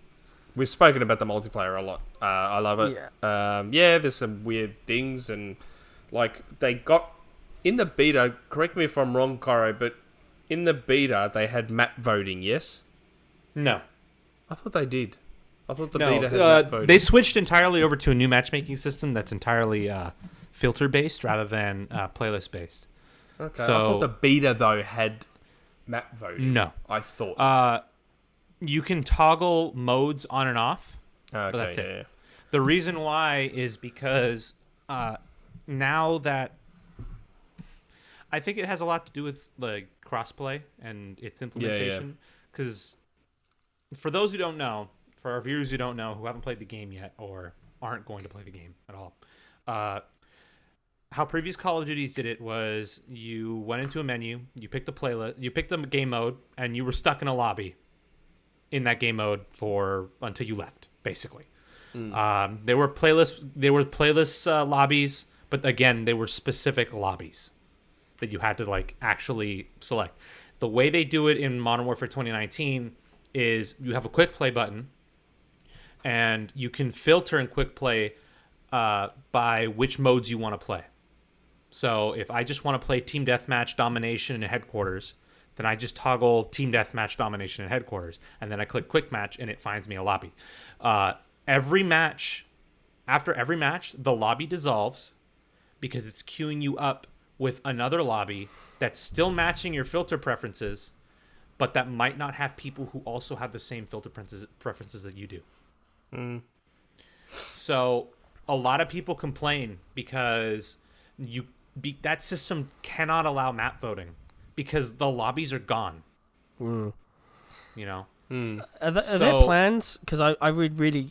I think there's some statistics out there that are categorically saying that Xbox players are better at the game than PlayStation players in terms of the win-loss ratio. It's because... But I really want to see a mode of literally that takes advantage of crossplay, that gets the console wars boots on the ground. That'd be Xbox great. versus PlayStation. But, I mean, that's mostly Love it. like most of it is just anecdotal from my perspective. But yeah, like I pick up a PlayStation, I pick up my PlayStation 4 controller, the DualShock 4, and I try and play Apex Legends, and I consistently get kills that on Xbox I would never get in a million years. Like I think it's just that the platform emphasizes a different skill set. And it's weird saying that because the controllers are, at least trigger-wise, are very similar now. And a lot of the people from the 360 went over the trigger, like the way it's now concave instead of convex, I think. They're still and stuff like terrible that, where you triggers. can actually rest it on it. They're still bad. terrible I know. triggers. But at the same time, like the major point is that most of the people from the 360 went to the PlayStation 4, right? And you would think the skill went with them, but then you still see people like who only play on Xbox play a shooter against a PlayStation 4 player, and even though they're average skill on Xbox, they just completely decimate the match. Yeah, interesting. Interesting. Okay. I don't know. It's probably a combination of the player base and the controller and stuff like that. But at the same time, like going back to the matchmaking system stuff, I've seen numerous complaints on the subreddit. I haven't seen much of the OT on Era, so I'm going to take from what I saw on the subreddit. A lot of people hate that you can't vote on maps now. And I feel like it essentially they don't like the game because it's not like a Black Ops game. A lot of the things they're complaining about are the things that I really enjoy that this Call of Duty does differently, because it is very much a slower paced multiplayer game than previous Call of Duties. Because if you try and slower paced, if you're like average. If you're fucking great, then it's still fast as fuck. I'm not gonna lie about that. But you have to be a lot more careful now, because camping is more encouraged. Because you can just hole up. You can hole up in positions much more easily now. Yeah, claymores. Claymores. Fuck The new tactic is you can close a door, put a claymore behind it, and then you have some idiot running right fucking through. But you know what it is? The funny thing is, claymores have always been in Call of Duty. Yeah, like everyone's talking about these claymores. The claymores aren't the problem. They're not OP. They're not hidden. Claymores act the same way they've always acted. No. It's not even that. There's a key difference with the claymores now that has caused them to become a problem. It's the perk that allows you to keep. You basically have infinite claymores. Yeah, that's the refresh perk or whatever. That's right. That's what's caused the problem. So for the people that like to camp and plant their claymores, because what would happen in all old Call of Duties is you'd plant a claymore, and that's the only claymore you had. So once someone walked into it, they're going to come back for you, so you got to move. Yep. Now, guess what? In about 20 seconds, there. I'm going to have another claymore, so I can just plant another one there and stay there. No, and it's not just that, too. It's also that explosive damage got increased in this game compared to previous Call of Duties. Before, grenades felt like nothing. They felt fucking useless because it didn't make sense to have anything other than a frag, then anything other than Semtex, because who fucking cares about angling your goddamn grenade and cooking it, all right?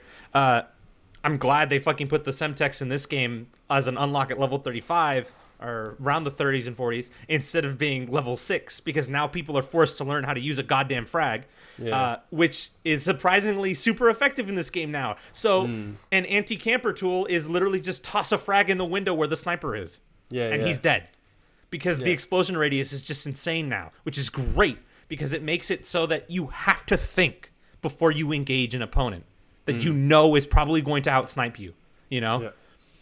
And I really enjoy that about Modern Warfare. And I'm fucking afraid that Infinity Ward is going to cave to all the people who say make this, who are essentially saying in their criticisms, make this more like Black Ops.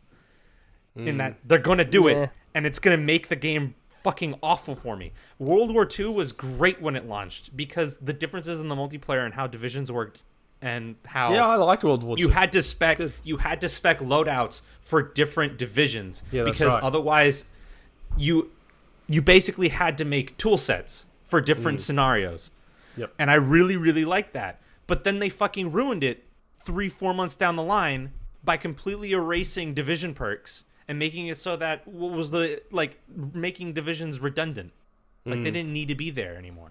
So now you got people playing like old school Call of Duty rather than trying to actually play a new, fresh take on the same formula, you know? Yeah. And that's what pissed me off. A bunch of people hate Modern Warfare because of the streak system and how you can change it from specialist, support, and assault.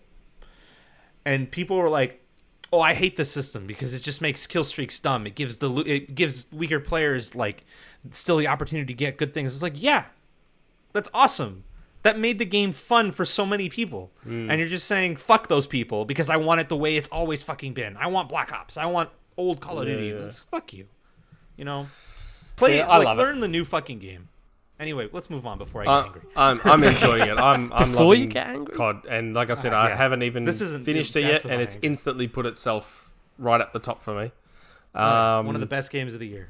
By far. It's so good. And visually just unbelievable. Yeah, it's very pretty in 4K. My number 2 is Black Ops, the first Black Ops.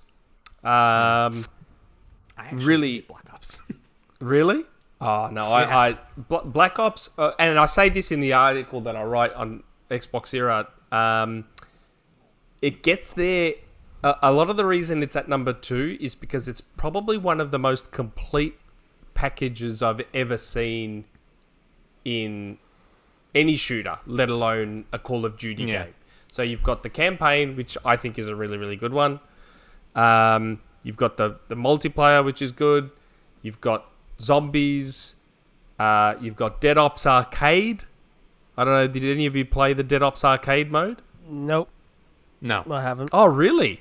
Oh, you gotta unlock it. Okay, I unlocked it, and I looked at it, and then I said, "This is dumb," and then I went back to normal. See, I liked it. It was like an isometric little twin stick shooter thing. It's actually, it was really, really neat. I liked it. And something I haven't unlocked in Black Ops, but apparently it's there, is Zork. The old PC game, Text Adventure Zork. Adventure is in the that's there too. Like Black Ops is a really complete package. That's some neat little Easter eggs. Yeah, but the thing about Black Ops is that I like the campaign in it. I like the multiplayer. I liked all the modes in it. So it just as an overall complete package, it's great.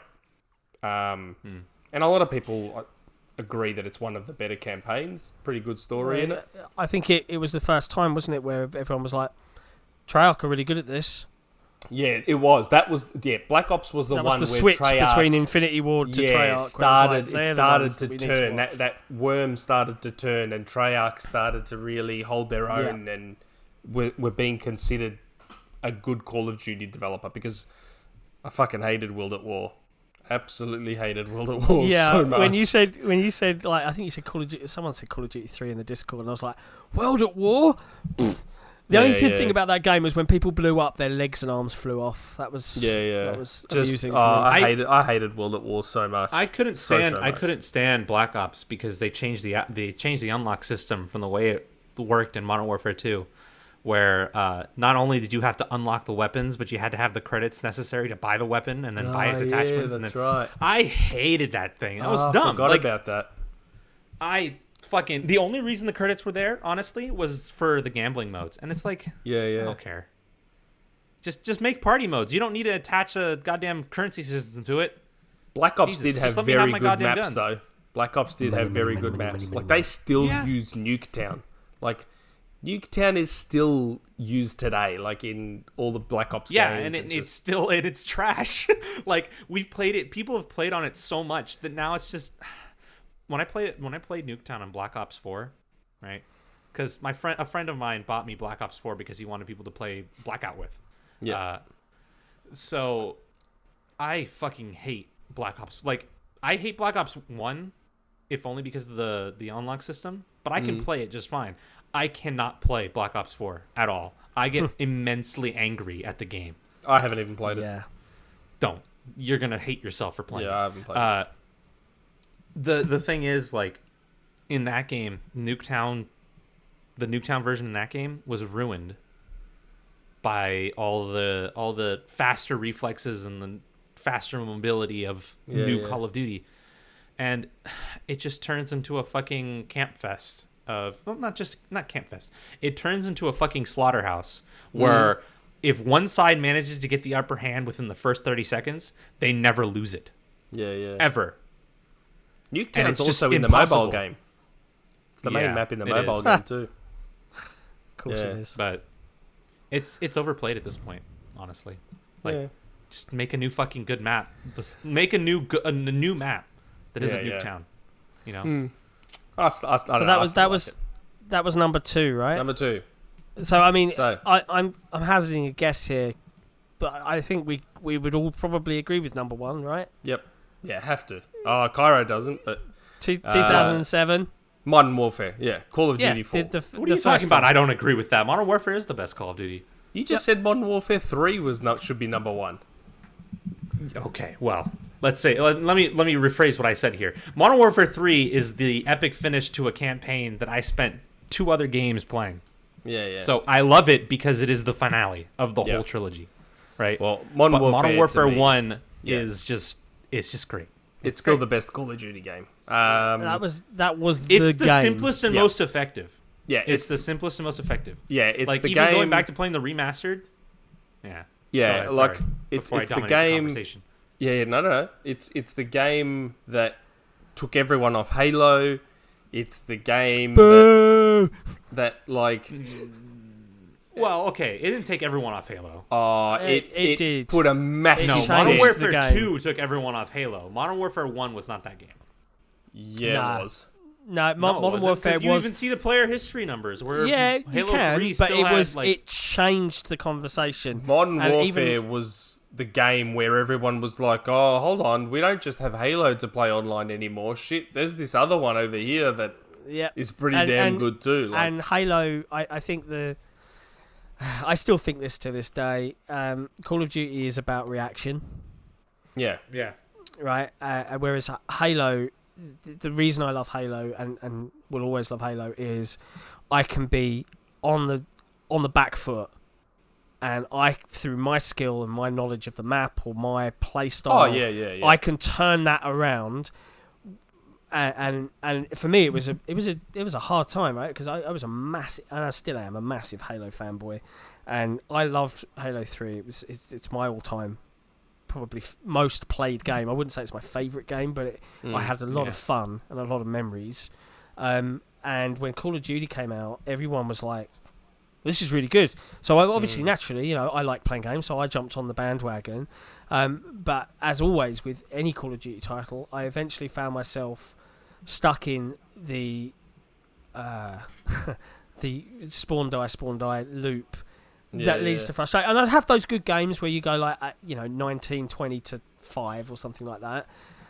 But for me, it wasn't as tactical. It was the bog is a classic example, right? We used to have this mantra: "Don't go past the bus."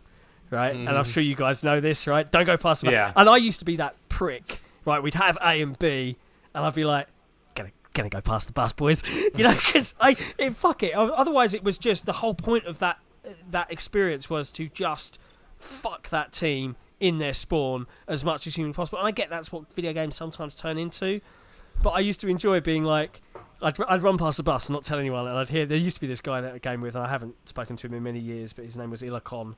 And he would, "Who went past the fucking bus?" Because they'd be spawning behind us, and he'd be fucking flipping his shit, and I'd be sitting there like giggling my head off. And it's funny too, because even like back then, people complained about spawns all the fucking time. Spawns have always been shit in Call of Duty, and it surprises me because a friend of mine in Modern Warfare 2019 is like, "I fucking hate these spawns. These spawns are the worst." And I'm like, "Bro, you complain about spawns every fucking Call of Duty. My cousin said they're the same all thing. shit." I have to agree. I've played Call of Modern Warfare 2019, and I was like, they've had over 10 years to and fix it's this still fucking bad. problem. It's the same, I've spawned. Yeah, I know. It's fucking ridiculous, and people still expect it to like be better. No, they've had this long to fucking fix it, and they haven't done it. You think it's gonna change? No. Yeah, and I think that's the two player styles, right? There's one that's very twitchy, and certainly as I get older, you feel it, man. I am not as quick as I used to be. Yeah, that's right. And you come against these, and indeed, I was telling Nick this earlier. So my friend and I picked it up, and we played through the new Modern Warfare, and we were playing through, and then Spec Ops wasn't all that great, so we jumped into multiplayer, and we were playing, and good games, bad games, but it was okay. It was kind of fun. And then it's like it ticked over like 4:30. Kids got home from school or whatever, and suddenly it was just like brick wall of just these young'uns were on with their twitchy reaction times and just destroying us. And it was like, now I'm not having fun anymore. This is not as pleasant as it was. But I completely agree. 2007, that game came out, and the conversation changed, and it became for that couple of year period, it became Halo versus Call of Duty, right? Yeah, like that was it massively changed. Modern Warfare was the game that catapulted Call of Duty into that franchise that was like right up there with. And Modern Warfare 2 cemented it. Yeah, Modern Warfare 2 like sealed the deal, but Modern Warfare, like up until Modern Warfare, Call of Duty was just like this game. Like Call of Duty 2 was pretty good at the 360 launch. Call of Duty 3 was like meh. And then, like, COD 4 came along and just, like, everything changed after that. Like, other games, where most shooters were trying to knock off Halo up until that point, after Modern Warfare, a lot of games started to then try and knock off COD. Emulate COD or whatever it is. Like, the campaign in Modern Warfare. Even Halo did it. Yeah. Halo 4 was massively COD influenced. How making a game unique and good in its own way is a better recipe for success than trying to ape the mechanics of someone else. Yeah. You know? Because at that point, Call of Duty 4 established its identity. Yeah, it was its own thing. Yeah. You know? Distinct from everything that had come before it. No one forgets all gillied up. No. Classic. No one or the nuke mission. Yeah. No one forgets, the one shot, one kill, that start of that level where you have to take that sniper shot and adjust for the wind. And... Chernobyl. The Chernobyl level, right? And then you have to run back through Chernobyl after you've made the shot. I'm sure that's the level, so. right? Yeah. It was just...